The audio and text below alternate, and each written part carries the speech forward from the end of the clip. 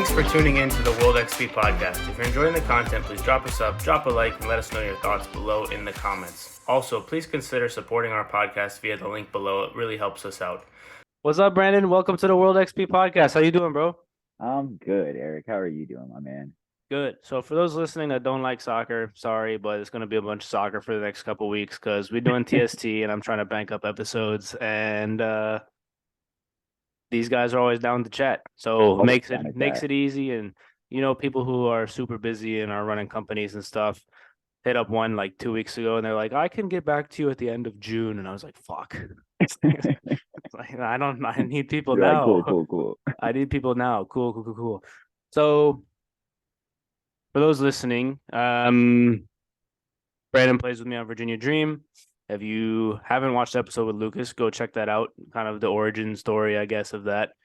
But a couple cool things that Brandon has. So this is not going to be a normal episode. I don't know why I'm rambling to myself. Those listening, basically, we're teammates. The reasons I want to talk to him was because I'm coaching and some of the younger kids want to know how to get into college, how to play in college. And I didn't do that. So I am clueless. They're like, hey, how do I get recruited? And I was like, don't ask me. I did not get recruited. That did not happen. So, and then aside from that, we'll probably just shoot the shit, man. So welcome, dude. How you doing, man? You good? I'm good. A little bit of a long day at work, but other than that, can't complain. Nice outside. For sure. So you played at Duke. How did that work? Because Duke is obviously a very good school. I know exactly two people that went to Duke, you and my wife's best friend, and she is insanely smart. And not that you are not smart, but that's usually how it goes. You went for an entirely different reason. Yeah, so walk me. Actually, we'll go back to, I don't know, what, high school maybe? When did you start? When were you like, I'm going to play in college? Yeah. Probably in like high. There was actually a portion where I was like, I don't really care to play in college, but then when I battened down and was like, I want to play in college. It's probably about like a little bit of the end of my freshman year. I was like, okay, I need to, but it's like pretty early. I feel like when you commit, at least, you commit like junior year, beginning of your junior year, and so like end of freshman year, beginning of sophomore year is when I really was like, all right, I want to start playing. And at that point, I was playing with DC United Academy. I think I was on the 16s or the 18s. I don't, time flies, Yeah. a lot of years ago. But I was on the 16s or the 18s, and that's one thing that's really good is that DC had just a great like viewing. Lots of colleges are looking at them, which is really nice. And that's like I saw all the people on the 18s at that time that were going to college, started going to college, and I was like, oh, snap, that looks really nice. And then also it's that realization that through soccer I can get into better colleges than I could just through my brain. And not that I'm not smart, even you have to be smart to even get in the first place, but not Duke smart, that's a different level for me personally. But that's where soccer came in. And so it was about sophomore year in high school where I really decided I wanted to go. Did DC handle a lot of the recruiting stuff for you, or did you still were you still emailing coaches and saying, hey, I'm going to play at this tournament, can you come watch? Or because for me, when I was playing at Herndon, I had already made up my mind that I wasn't going to go somewhere just to play. Like I wasn't going to go to I was never going D1 at that point. And so I was like, I'm not going to go to some tiny school in the middle of nowhere. Like this school called Emory and Henry they hit me up and they're like, hey, you want to come to our thing? And I was like, where are you? And it's like Southwest Virginia, and they have 1,500 students. And I was like, no, I'm not doing that. So how was that handled for you? Was that on you, or was that DC handling a lot of that? Or well, DC had like the first initial always the talk. Like the coach always would be like hit up DC and be like, hey, we're interested in him. Basically, they're like say something of that kind of sort. Like, oh, we thought he played really nice. Like we want to come to another game or something like that. That happened a lot of the time. Is my coach would be like, hey, these coaches are interested in you. Like, do you care if I give them your email or But that being said, I like after like the first initial step, it was a lot of it was just me talking to them. Like I talked to a lot of college coaches. I had a lot of phone calls and like, I kind of just like hearing what they had to say, scoping out the territory, kind of seeing what their roster was like, what they thought in the future and stuff. But I would say DC did get like the first initial run of it. We play a game and then after the game, they go and they talk to me as well. So it was both. a lot of the time my coach would come up to me and be like, hey, these colleges are interested, but then also they would come up and talk to me at the end of games and stuff. So kind of both, but they definitely did handle it, and they are very like invested in helping you get to college. Like when I was there, I think the stat was like, I think it was like 85% or 90% of the players that were on the U18s ended up going D1, which was pretty crazy. And the ones that, and like there were like two or three that didn't, and a few of them wanted to go academically. So it wasn't really just like they didn't get the opportunity. It was more they chose not to. So it's like it was a pretty good turnover rate actually from DC United, but it Yeah. was it's an academy. So I mean, it makes sense with the talent pool that's there. But so how did you, okay, so the coaches come talk to you, and how are you sorting through where you want to go, where you don't want to go? Obviously, a lot of it is subjective and personal preference, but if you were to tell a 16-year-old now, how to sort through that, what would you tell them? Like, what would be the advice you would give them? What questions to ask the coach? What are that you looking for in the school? got you. All that sort of stuff. Yeah, so I would say first initial, look, open every door. Don't leave anything out. Like there were a lot of colleges that I was like, like who, whatever. Like, but also I still wanted to hear what they had to say. Maybe they could give me money. Maybe I could go to college for free, right? Which is also a big thing with college these days being expensive as crap. You can still go to a good college and get money for it. But yeah, so I would just say, don't leave a rock unturned. First of all, like reply to everybody. Don't be that kind of guy. Unless you're getting crazy offers, which at the time I actually was as well, but I was still replying to everybody. Just hearing what they had to say. Some colleges not as, I wasn't as interested really, but I still did. But, first things first is I would say important things to know about the college is one, what their like play style is about, like how they play first, what like their roster already, because that's a big thing, right? Especially when you're in college, there are a lot of times where you'll get in and they have a junior that they trust a lot, which means that if you're playing that position and that junior's there already been playing that position, he's going to play senior year as well, and so it's hard for you to break in, right? And so I feel like knowing like, just like the roster as well, but then kind of more like I'm just gonna tell you one of the best tips I ever got when I was in my college, process. And it was from a college that I actually didn't like, I wasn't super interested in. And they just told me, they said, think about the coaches and think about the team, right? If you get injured, if you get hurt, if you're not playing well, are they just gonna throw you to the side, put somebody else in and kind of just be like, okay, whenever you get better, right? Or are they gonna help you get back to it, right? Are they gonna push you, okay, let's pick it up, Brandon, let's go. Like, am I going to get injured? And they're going to be like, all right, get into training so we can get you back on the field, right? Or are they going to say, we have enough people to put somebody else on the field? And if you come back, then you come back, right? And that was a big thing for me because when you come to big schools, like a big college I was looking at was UVA, and they had just won the national championship the year right then when I was committing. And so my junior year, they had just won the championship. I watched it and everything.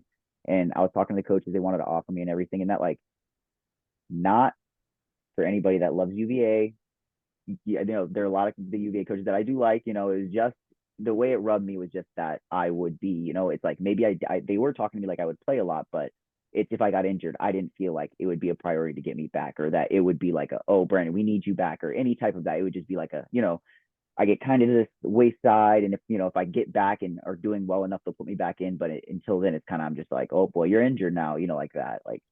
And so that's actually why I ended up not going to UVA, which was my second choice actually. So, but those are just my big takeaways so far. I think it's also just it's important to not only what the coaches say to you, because they will sweet talk your ass off to get you to come there if they like you enough. They'll say every good thing that you want to hear, just for you to get you to come there. I would say talk to the players there as well, right? And just tell them, be honest with me, it's not that deep. And most of the time they have no reason not to, right? Unless like you're some crazy recruit that they're like, we need you, whatever. But I'm just saying, in general, I feel like do research and do your background research, even though whatever the coach is telling you. I mean, it's just, I feel like there's a lot of times where they'll sweet talk you and tell you some things, and that's just not the case when it really comes down to you getting there and playing. So Yeah, for sure. Talk to the academic side as well, because I know that. So for me, when I played like the spring of my freshman year and preseason sophomore, but I liked the school enough to not transfer. And I also knew going in that it's like I'm not going to play pro, so I need to figure out what I'm going to do academic wise. So when I graduate, I have something to do with my life. And for you, you played pro with Loudon. And I don't know if that was ever something that you, when you were playing at Duke, you were like, yes, this is what I'm going to do. But you're a professional level talent player, but life is here and you're not doing that right now. And you're what, 4 years removed? 3, yeah, 4, 3 years. Three, three. So it's like you played what, 1 or 2 seasons at Loudon, and now you're doing a day job and you're coaching and you're doing all the other stuff. So even those that are good enough to play professional, I think for people listening, this is why I tell my younger players all the time. It's like having the backup plan is always key, because even if you are good enough, you need some luck. You need to not be injured at the wrong time. You need some coach that likes the way you play. Maybe you're a defender who's big and great defensively, but the coach wants to be able to play out of the back, or maybe it's the opposite and you're smaller, you're great on the ball, but the coach wants a giant center back, right? All these things go into play. And so when you're going into school, talk to the academic side. Was Duke one that you were sitting there like they're great at everything, or was how much of the consideration on the academic side before you went in?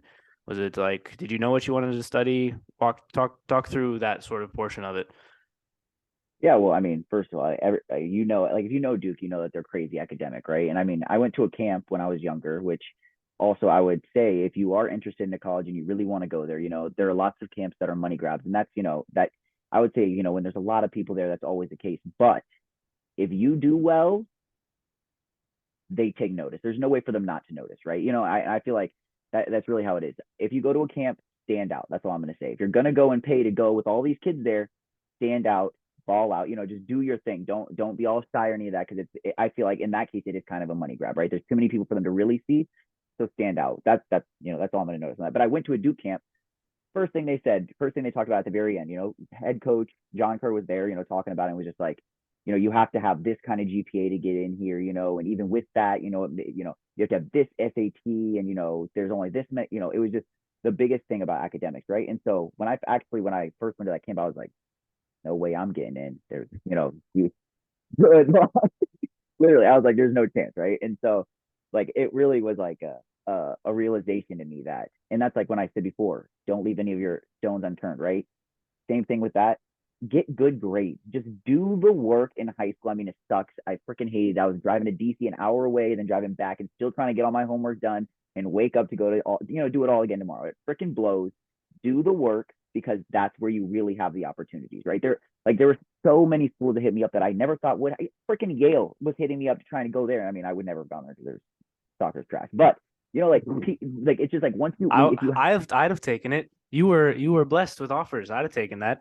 yeah, yeah. I mean, I was very blessed, and that's what I'm saying. But that's like you have to put in the work beforehand to get to that point, right? Like when you're good at soccer, that's one thing, right? But you have to have the academics. And I had a few friends that I actually referred. The coach of Duke, he asked me, if you have anybody that you think would be a really good fit with us, and I told him, freaking, I had a few guys that I referred there, and like he like went through the process, watched them. Like I think one or two of them he actually liked and was like thinking about bringing them in, but they didn't have the grades, so they couldn't even come. But it's like you can't start sophomore year and be like, oh, well, I'll make up for it. Your cumulative GPA is not working out like that. You know what I'm saying? Like you just get it done in the beginning so you have those opportunities. And from the beginning, that's what I'm saying. Like I had that little shock, like, geez, okay, I need to get my grades. I mean, my grades weren't bad, but it was just, it wasn't like the end of the world for me to get a C, you know what I'm saying? I was like, oh, whatever. But then it's like, after that, I didn't really, and Duke was like, you can't, once I like started talking to them and everything, like, you can't. But, yeah, I always knew that I wanted to focus a lot academically. Like if I did go to a school, I wanted to be a good academic school.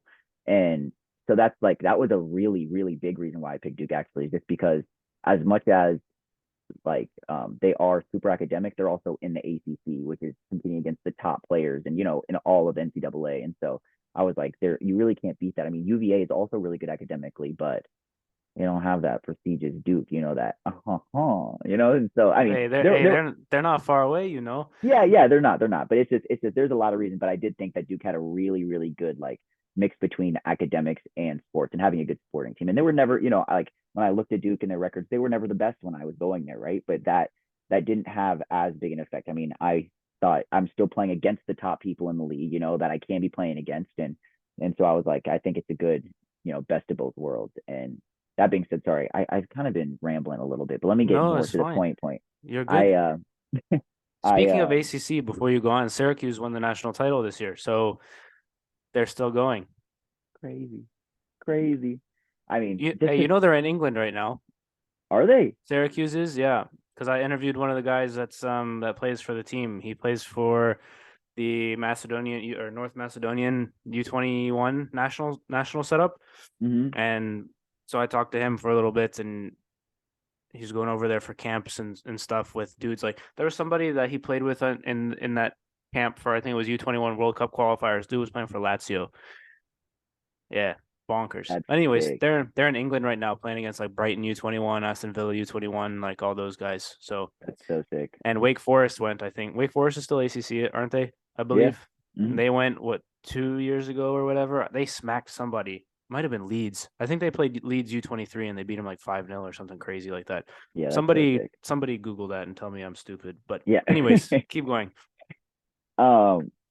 But yeah, that being said, that's also, that's why as I went to Duke, I was never sure if I wanted to play pro. I mean, I knew I really wanted to use my degree. I really like business. I really like, I'm a grinding kind of person. Whether I'm grinding with soccer, grinding with work, I just like the grind.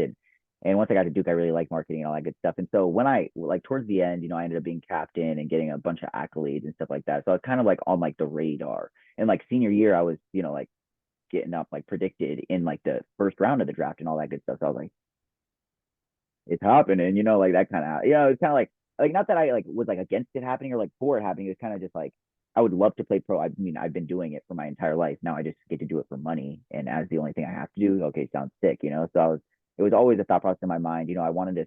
I was homegrown in DC because I played for DC Academy, and so they had my homegrown rights. So I couldn't really go into the draft until they dropped my homegrown rights, and they dropped my homegrown rights like a day before I went to the combine, which is rude.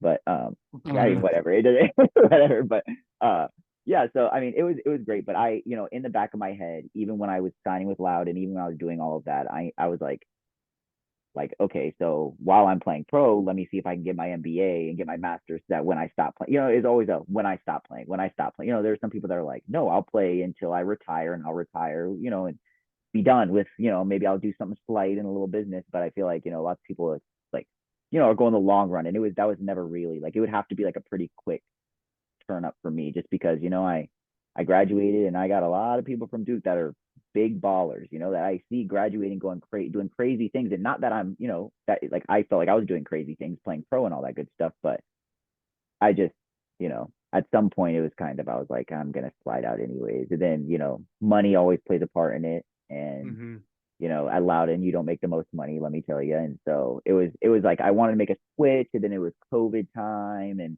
it was like hard trialing with people. And I was like, okay, well, I could sign somewhere lesser, but then, for just to keep the dream alive, I could play. I'm still playing, and I enjoy playing now. And so it's like I'm like, this is enough, but I'm also kind of investing in my future in a different way. And yeah, so it scratches the itch. Yeah, exactly. Right. It scratches the itch that I have because I feel like I'd be sad if I wasn't playing anymore because, that's another thing is it kind of, that's like the only sucky part is like people be like, oh, Brandon, why aren't you still trying to play pro? You're good enough. And I'm like, those people also have no concept of the amount of work that it takes to actually that I would have to switch my life. I would, Yeah. like everything I've set up, it would just be to play pro. And it's not like that's the end of the world, but it's just an investment. And I'm in my head, which one am I going to go make more money? Which one am I going to be more comfortable in the long run? Right. I think that my I'll just use my degree. So yeah, for sure. That was kind of the realization that I had when I hung up the pro boots, Yeah. So I didn't know that they didn't give up your homegrown rights until that early. I thought when you ended up with Loudon, it was because they had the homegrown rights. So what happened? What happened there? So so end of the season comes and when is the MLS draft normally? February or May. I think I think the combine is in February, like right at the beginning of March. So the draft is like maybe like 3 or 4 weeks after that. So college season is over in November, whatever. And then you start hearing, are people calling you? You're seeing on social media, how do you know that people are interested in you for the draft? Like well, you don't know that people are interested. Well, you did know at some point because you started hearing that you might go first round. Yeah, yeah, yeah. Well, okay, so there's predictions, right? People, NCAA just knows who the best players are and predicts who they'll go to through the draft, right? It's like, NFL maybe they have ideas of where they might go, but they don't know until they're drafted, right? Because anybody could pick you at any point, right? And that's the Sure. thing. And so like I knew like all the like they were putting out predictions and like, ooh, who's gonna, and I was predicting all the little mock joints from college NCAA things. It was just all, saying that I was going first round. And I mean, I would talk to DC and they were like, I was talking to them about seeing whether I was going to sign to their first team because I wanted to sign to their first team. And they were just being hesitant about it. And so I wasn't sure until they ended up being like, we'd rather you sign to Loudon. And I was like, I'm okay. It's how So did that they? conversation went. So did they? Okay, so walk me through your senior season in terms of um next steps because you're playing. Did you guys win anything that year or go Senior far? year? And No, we no. didn't do that well senior year. Okay, so walk me through that season in terms of pro. At what point are you making contact with DC about the first team? At what point are you talking to them about dropping the homegrown? At what point are you Well, invited to the combine? Like, how does that all work? yeah, yeah, yeah. I had been in talks with DC. I mean, every summer I go back home and I'd play with DC. That's when I played with Rooney. Like that's when I always Hmm. went back during the summer and trained with the first team whenever I was back and trained with Loudon and all that good stuff. And so I was always in talks with them. I like I knew like that they were iffy about it, questioning, oh, we'll have you more practice, that kind of thought process. But it was never like a yes or no, right? Until it got like pretty close to the draft. And then they finally were like, yeah, we're not gonna homegrown sign you, so you can go into the draft because they have to tell you, right? That's the only way for me to go into the draft in the first place is for them to drop it, Hmm. the homegrown rights, and then and so yeah, I mean the combine is something you register for yourself, and that's why like it's like younger people can do it now too. They can go into the draft if they want to go into the draft, like a freshman or sophomore can go into the draft if they want to. You just register yourself and you'll be in the pool. Basically, is how it works. I think you might have to get an invitation. I don't remember, but you definitely You just have register. you might have to get an invitation to register, probably. Yeah, maybe that's the case, but Okay, so yeah, you you just register and you register. find out. So you register for the combine, and you said they let you know that they weren't going to do it like the day before or whatever. So that would Yeah, have been really, really annoying before it. because it kind of screwed you in terms of talking to other teams. Yeah, Or it made could it you a bit talk to other unfortunate. teams before? Were you allowed to talk to them Well, I before? had I had no way of talking to teams. Like I wasn't like out here finding their Red Bull email. It wasn't like that. It's not like I try and reach out. If they reach out to me, sure, but nobody. It wasn't like that either. But during the combine, actually, they have literal days where teams can set up appointment times for you to chat. Like, I think I talked to like LA Galaxy 2 or whatever the frick their team, and then Red Bull 2 and Portland Timbers 2. It was like a bunch of Hmm. two teams that were coming up and talking to me, and they were like, well, actually, it was their team, but it was like they were talking about their two team, but that's what they were doing. It's basically like having me in for an interview. I'd come down and they kind of just talked to me, like chatted me about like my positioning and how I was at Duke and like why we didn't win stuff my senior year. And literally like so what happened senior year and I'm like I'm not 11 players, bro. I'm trying my best. But we just didn't have the personnel. Just for those that are wondering, we just didn't have the personnel on the team at that. But yeah. So yeah, you do all of those, and actually, which is interesting is a lot of them said that they were going to pick me up if I hadn't gotten picked by DC United or by anybody else before, and because DC United could still pick me, by the way, Right. like Yeah, yeah. they could still pick. Okay, so that's what they were saying because they wanted me for Loudon, and I was like, I'm not just going to straight up sign to Loudon before I go into the draft because I could sign to a first team. You know what I'm saying? I could sign and go to a Mhm. trial and sign for first team rather than signing for a second team before I even go in. So DC could still sign me to their team. So if DC didn't pick me, they're going to pick me. Da da da. Long story short, yeah, none of them did. Just chat. They were just chatting. I have no idea. It was so confusing and I mean, and a lot of people were invested in my draft time, like people like my head coach and all my old coaches and all that good stuff. Like they all knew and all have like lots of connection. Were like, kind of in the know, like Mhm. just with some of the teams and what was happening. And like, like somebody had told me that Red Bull 2 was gonna talk to me. You know what I'm saying? Like people, people knew. Anyways, after the draft after the first round went through and I didn't get picked, everybody was like, what the fuck? Like what's happening? Right. And I was like, I have no idea. Like it was very like a shock to everyone. Like, and it was very confusing. And so it was a confusing time, and I was like, all right, so what is the play now? Because that's the thing is, I was like predicted to go first round, and then I didn't get picked first round, but then I didn't get picked any other round, which also, it's kind of like I don't know, it just didn't make sense, right? And so I was like, okay, well, so what's the play? I went on a few trials right after the draft, Mm-hmm. and then just ended up signing with Loudon back like where I live, like at home. I mean, I knew them and I'd been around and all that good stuff. They were, whatever. But yeah, I ended up signing back with Loudon right then because it was like pretty close to when preseason was happening. Is when um they do the So that draft. would have been what, 2018, 19, 2019, It was 2020. 2020. It was like the beginning of 2020, February, So 2020, March. nothing popped up from overseas anywhere, from Europe or something like that. Lots and lots of people have offered to help me go overseas. I don't want to. You're just I not don't care. interested. I don't care to. I mean, like, sure, I wouldn't. It would if it was good money, right? But I don't want to live somewhere all by myself in the cut. Maybe not having the greatest time of my life just to play soccer. Yeah, that's the thing. Is like for me, it's like some people are like in that grind. Like this is my dream forever. Like I got my do. All of it was as a okay. Well, at some point I'm gonna transition over, and so to spend how many years playing, and people are like Greece, go to Croatia, like, and I'm like sure, but like I'm just gonna be there. People can see me on TV and stuff, but I personally didn't want to do that. I'd rather play in the United States, and maybe if it was enough money or playing for a good team. But most of the people that were saying that were like, oh yeah, you'll just sign for like a Division 2 team and then make your way up. And I'm like, yeah, okay, that's just I don't know. It's just I was never super interested in that thought process. Yeah. So what was the combine actually like? Because I think most people who are familiar with sports are familiar with the NFL combine and maybe to a lesser extent the NBA combine. Um, but how does it work? How does it set up? What's expected? Yeah, so actually my year was the first year that it was shorter. It used to be like a week long, Hmm. like maybe 5 days of a combine. This one was 3 days or 2 days. It was very short.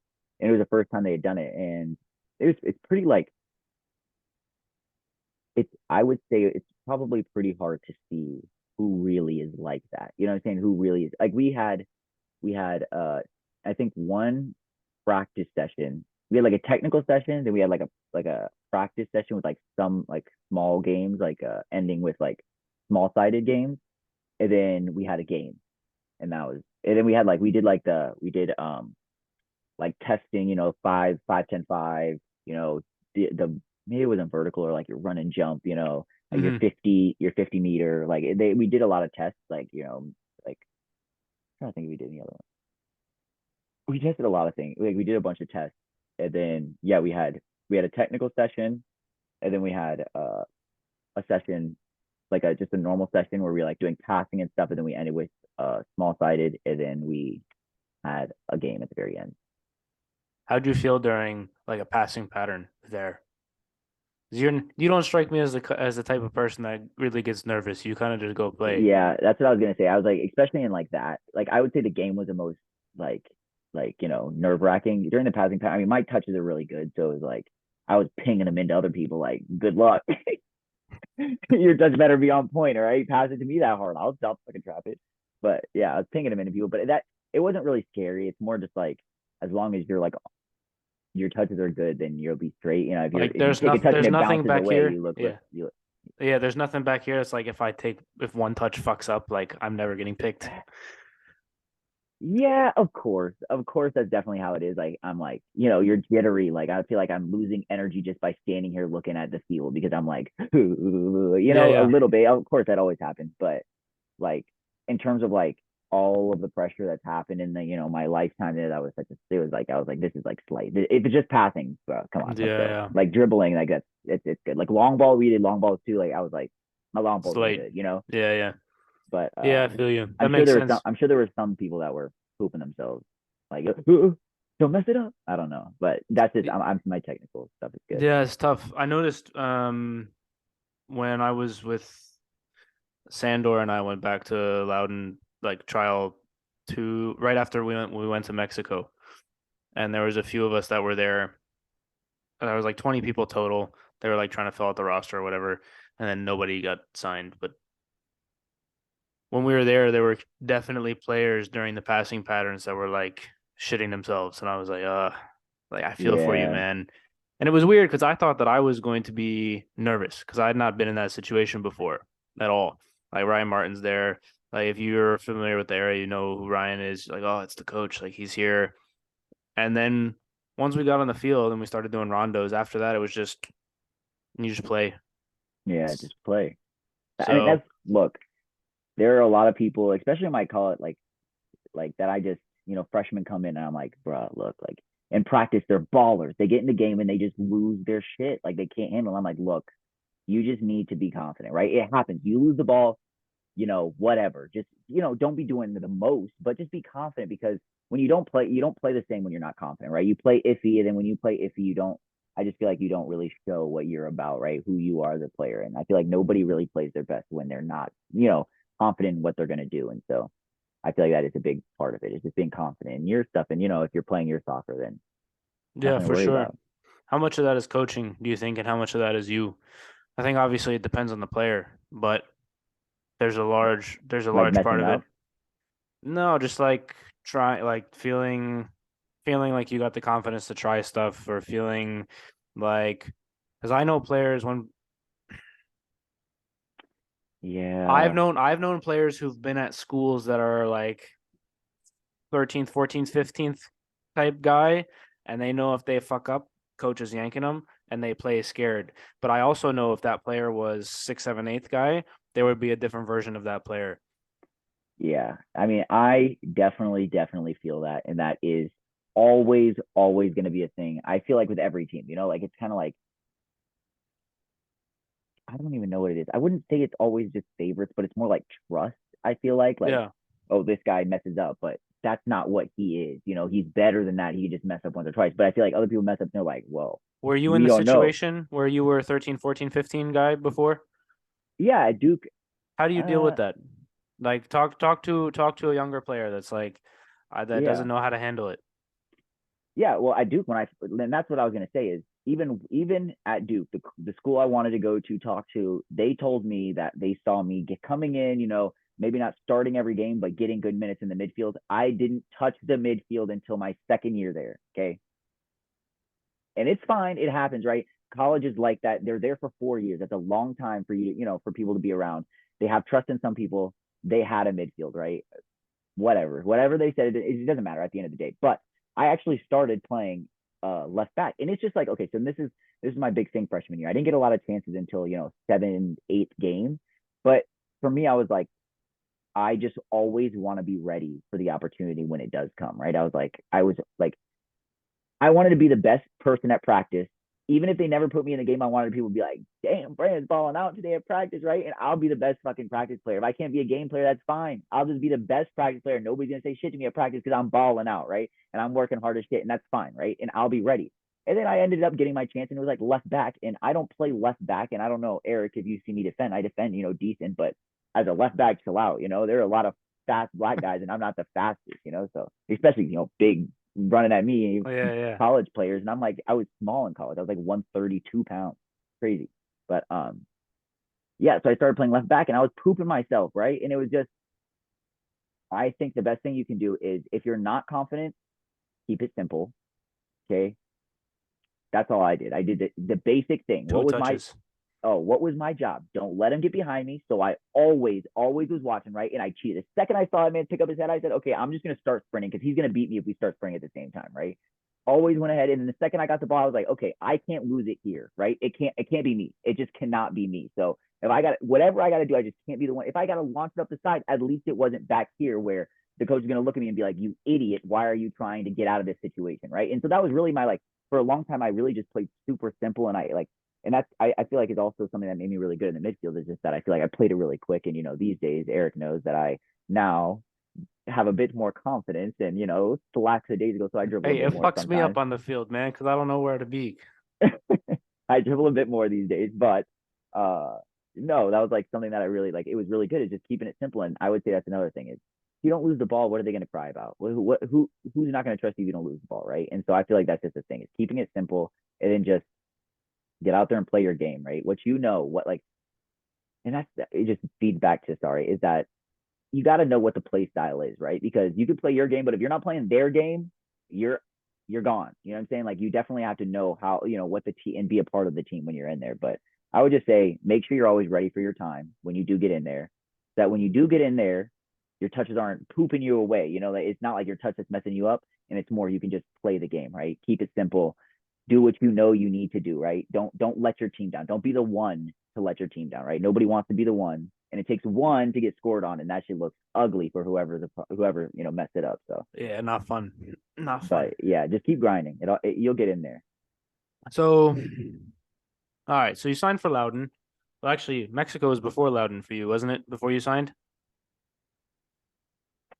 Was it Mexico was January, early January. It was 2020? 2020? yeah.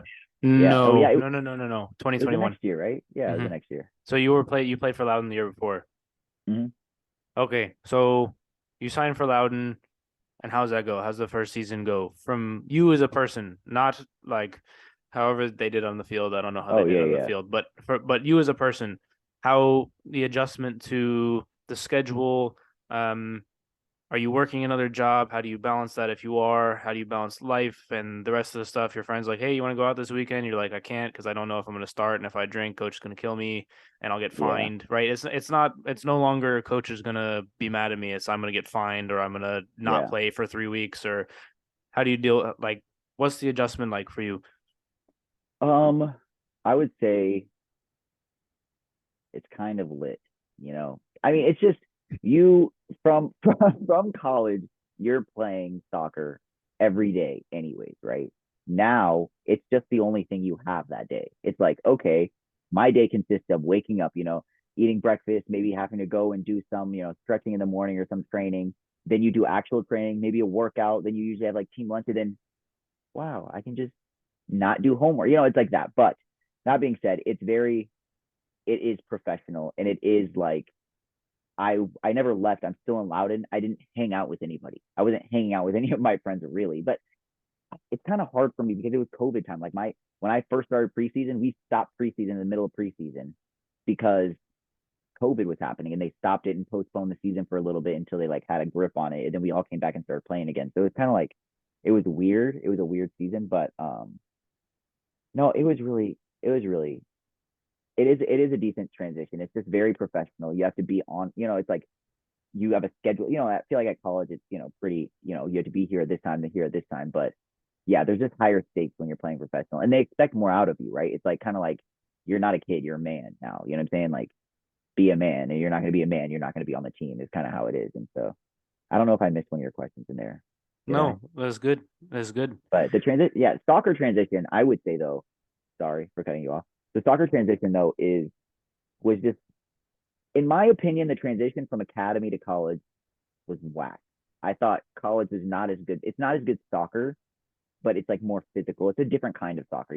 It's like it's not like great IQ plays as much as it's great strategy and being big, fit, and like always down to run and tackle for the ball. Is I feel like more a little bit more of It's college. Like annoying to watch. I'm not gonna lie.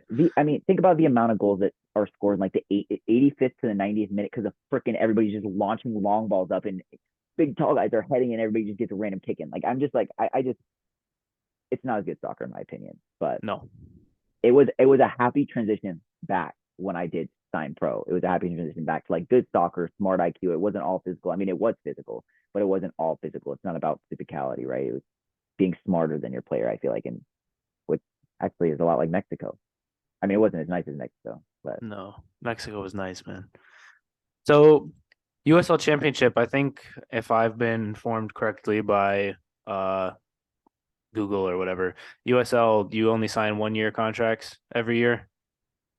you can sign however many years you want. Oh, you I can think sign more. there might be a max, but you can sign more than 1 year for sure. I They don't, do option who years as well.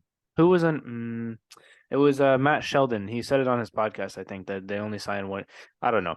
And then in any case, so you Maybe I'm signed capping. so that first year you signed the 1 year, Mm-hmm. and then after that what? How did you end up with us? I guess is what I'm asking.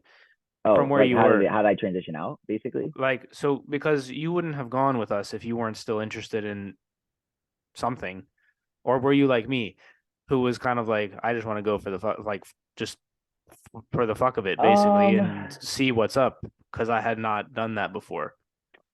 yeah, no. So like after Loud in the first year, um, I wasn't really sure if they wanted to re-sign me, but I said no.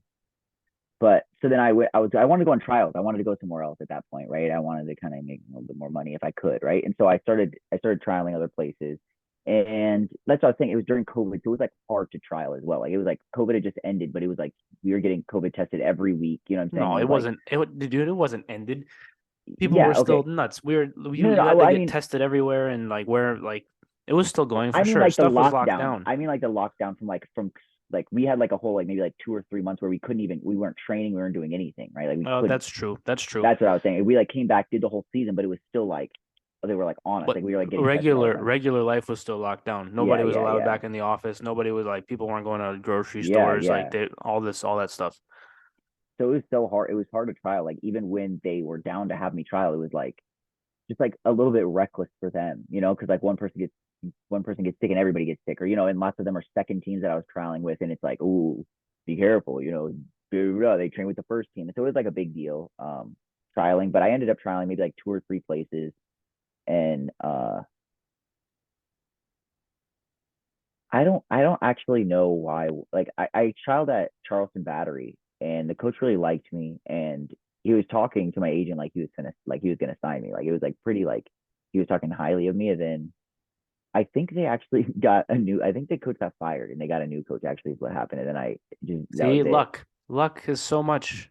Yeah, yeah, that is true. Yeah, that coach. I'm pretty sure that coach got fired, and they got a new coach. And like the goalkeeper coach and stuff, like the assistant coaches knew me, but that was kind of irrelevant at that point. They didn't really have a whole lot of say. But yeah, and then it was like very quick to I mean trialing, and I was like, I want to make money, and if I just get a 9 to 5, I can just like it's like the Duke degree speaks a lot. That's all I'm saying. It's like the Duke degree kind of speaks a lot when you're getting jobs and stuff. And so I was like, it's kind of hard for me to sit here and like like trial a whole bunch and chill and just be running on my own and staying fit to go make like less money than I could make if I just apply somewhere, right? So it's kind of like I don't know. It's very tough for me. And then actually, how did I get on VA Dream? Yeah, good question. I freaking No, Mexico first. How'd you end up with oh us? yeah, that was random. I was training. I was like it was during my trial time. I was training around like staying fit, like doing like like going on runs and just practicing people doing pickups all the time. And I was like, I don't know when I was playing with Jose, but I was playing with Jose somewhere, and he was like, "Yo, you should come to this place I go and I like train. You should come train with me there. Like they like do private training and stuff, and I work out there and stuff." So I was like, "Okay, like why not?" And he's like, "Yeah, like I'll give you like Pablo's number, or maybe it was Omar, because at the time, like in my head, they Yeah, were I like think it was this. Like Omar. I met them in my head still. It's like they're like this. Like Well, I don't well, differentiate them, but I know that. Yeah, I know. But yeah, I just at that point in time, I had no idea. I just met them both at the same time, like, and they were like always together. So yeah. So I like went and met up with Pablo and stuff, and he was just like, yeah, you should start coming in here. Like we won't even charge you if you just want to come in like twice a week, 3 times a week, and like work out. Like come at the same time as Jose. Da da da. Then he was talking about, oh yeah, and we're going to Mexico, and I was kind of just like it's just the amount of times I've heard people say, "Oh, like let's go, like I want to take you overseas," and I'm like, tons. "Yeah, I'm good, bro. I'm good." Like the amount of times I'm literally just like, is it for real though, or am I just gonna go play somewhere then come back and it's just gonna be a waste of money, right?" But yeah, so that's literally how it turned out. But then they were just like, "Yeah, we're gonna do some trainings and stuff like that," and I was like, "Okay, I'm interested," because I knew Jose was doing it, I knew Sandor was doing it, and I was like, "Okay, they're both the ballers, so why not go as well? Like it seems pretty legit if they're both doing it," and so that's how I got into that. And then that was my first time meeting any of them. That's Everybody so actually. wacky. Yeah. How did Yeah. you get into it? Um, so I was playing with this team called Conquistadors, and I know the Conquistadors. Ramon was the guy running it. And so Ramon met Pablo somehow, and then they were just like running trainings. And then at some point, Ethan was with them. And so Ethan Yeah, was like, you Ethan. should come. And then Omar was running a session up in Maryland. And that was the first time I had met Omar. But Cerritos was there, and Rashawn was there, and Jair was there, and like a bunch of, and Yeah. O'Neill Fisher was there. and I don't know if Kevin and Moses were there or not. But basically, the level was like stupid high, Yeah, and yeah. I was like, "All right, like this is Ye- cool, I guess." Right. And then they just kept being like, "Oh, we're training at this time. Like, if you're free, show up." And I was like, "All right, like I'm not doing anything else. I might as well come. It's the best soccer that I've played in ever, really, in terms of like the level and who's there. And because it was COVID, also, it was nice to get out of the house and then do Yeah. something and see people and that was fun. And then at a certain point, they're like, "Yeah, we're going to Mexico.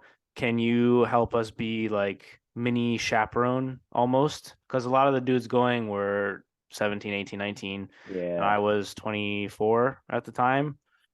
And they're like, "Yeah, you can just come and maybe you won't play that much, but that's okay. We know you have your other job." And I was like, "Fuck it." You're playing though. I Yeah. remember. I was lit. Yeah, I yeah. it was a good time. We played good teams too. That was We crazy. did play good teams.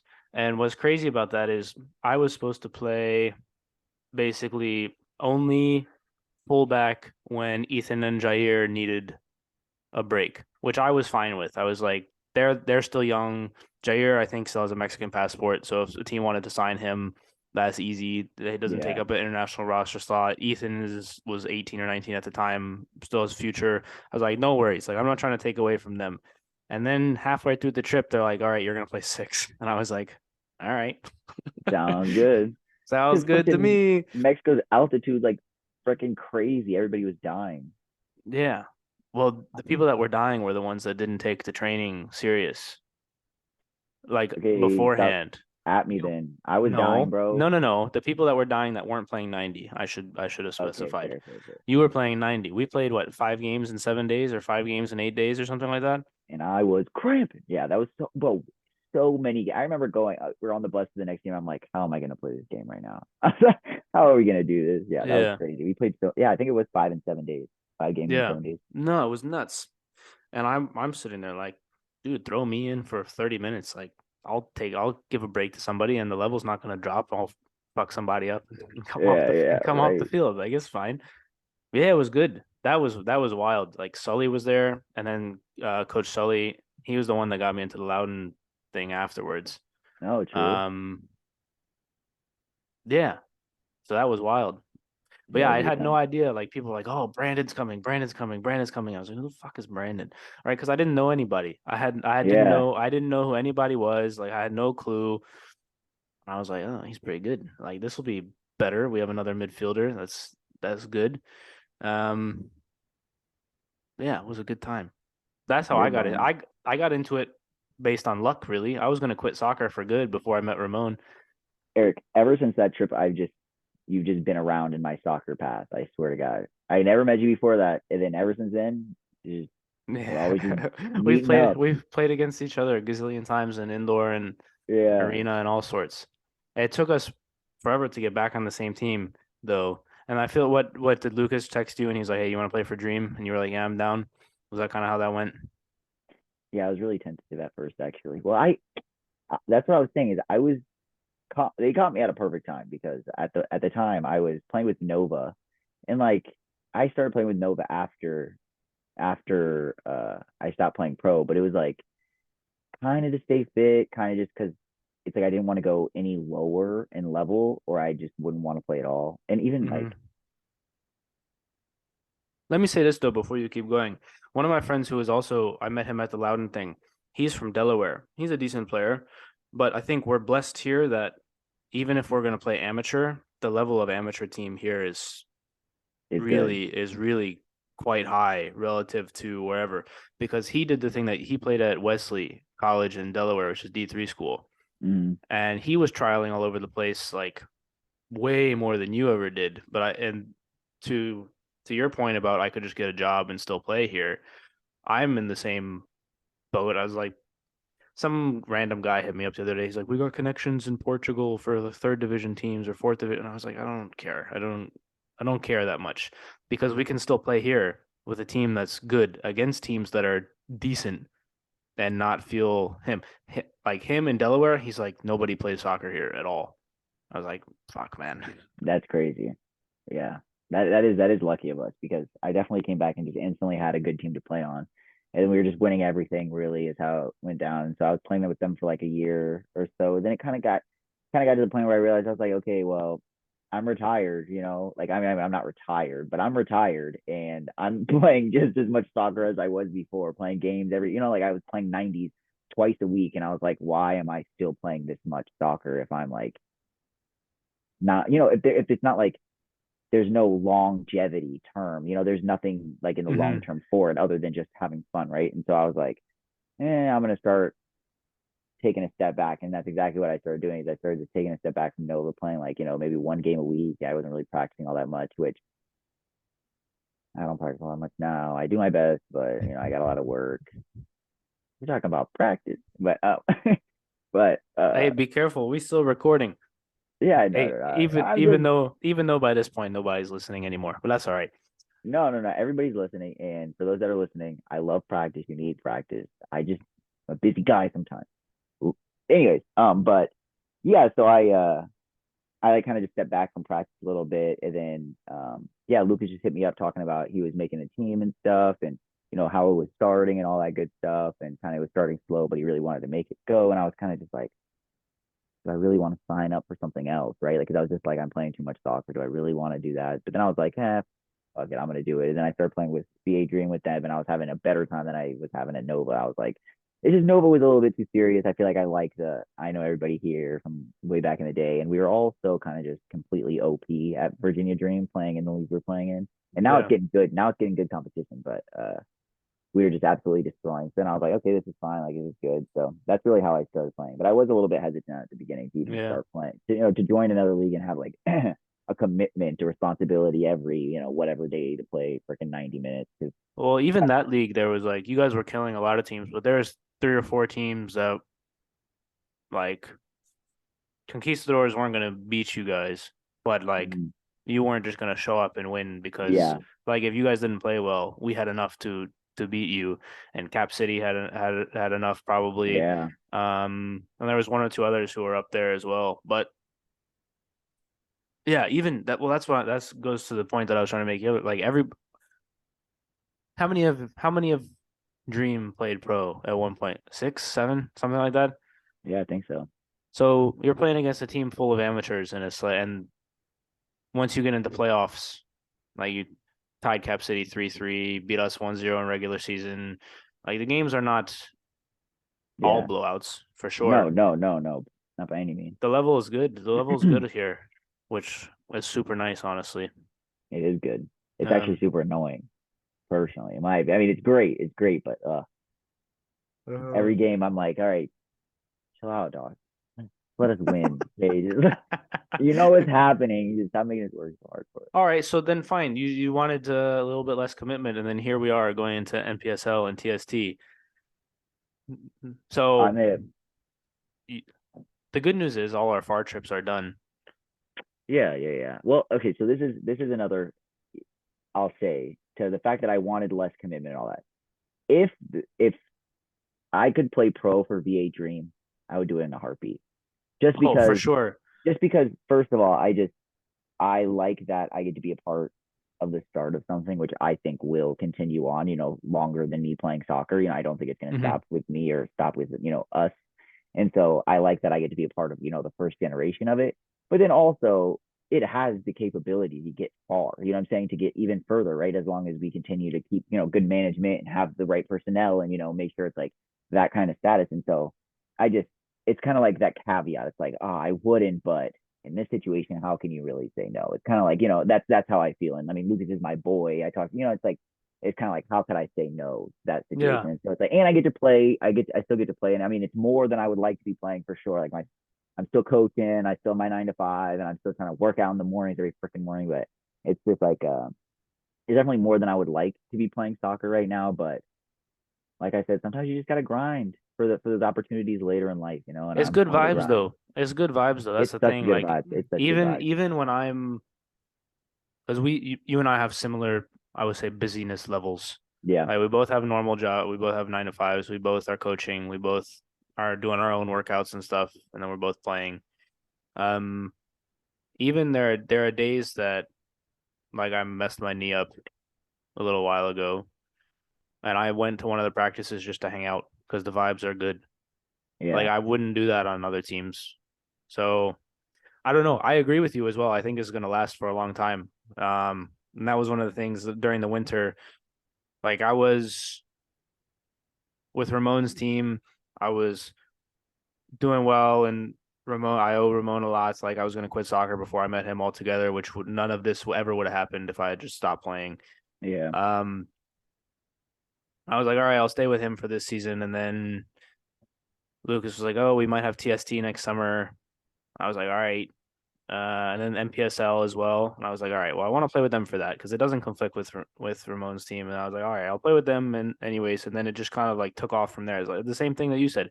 Like, how can you can't really say no to that Right. because Lucas and I became friends the same time that like those sessions that we met at. Mhm. That's when I met him also. And so we've been talking since then, and to be able to build something is like it's Crazy. cool. It's cool. Because this is not something where, and I think you've seen, maybe you've not seen this, but people will start amateur teams and they'll fall apart in like a year, and Yeah. they'll be like, oh yeah, it's hard to run a team, yada yada. Now this is different. Right. It's different.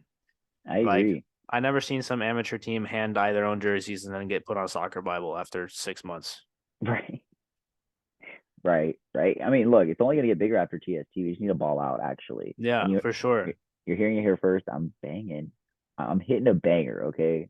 Just maybe it's just one, but one of them's gonna be like one of those ones, that I got a clip from TV from Peacock. Yeah, yeah. Boom. All right. Well, if we have a game on Peacock, I don't know if we will. They're only like Yeah, I know. We'd have to make it out of whatever. the group stages, I think. I'm definitely shooting at least 2 times from long range. So people will yell at me because I'll probably sky them both, but that's fine. No, It I'd rather you happens. sky as long as they don't get blocked back towards our goal. Yeah, Fucking yeah. shoot. No, You we're got it, good. bro. We're good. You know what's Bang one. crazy though? We texted about this when I know you got to go, but we texted about this when the group first came out. What are the odds that we're playing Necaxa again? Right. What are the odds? Like They're good. that's insane. They are good. I kind of like that I already have like an idea of how they're going to be, because we played them. That's freaking crazy. Yeah. Like the odds that we played them in Mexico because they weren't at the camp that we were staying at. They weren't even in the same Yeah, city. That no. was the furthest drive I think we had. Yeah, we drove all the way out to go play them at their Yeah. facility, which was sick, first Their of all. facility is so nice. It's so nice. Hey, did you get yelled at for walking on the first team training field? I think I did. I think I was on the field when they came out and yelled at us. Yeah, yeah. Actually, I don't. Because we were walking across the field in sneakers just to get to the field that we were going to play on, and they were like, "No, you can't even walk on it." And we're like, "Oh, our bad, I'm dead. our bad." That's so And then funny. the odds that they show up here, although they're owned by a bunch of like U.S. people now, like Are they? I Justin didn't know that. Verlander and Kate Upton and like a bunch of Well, other people. Yeah, Kate Upton owns Necaxa. yeah, and Mesut Ozil also. What the?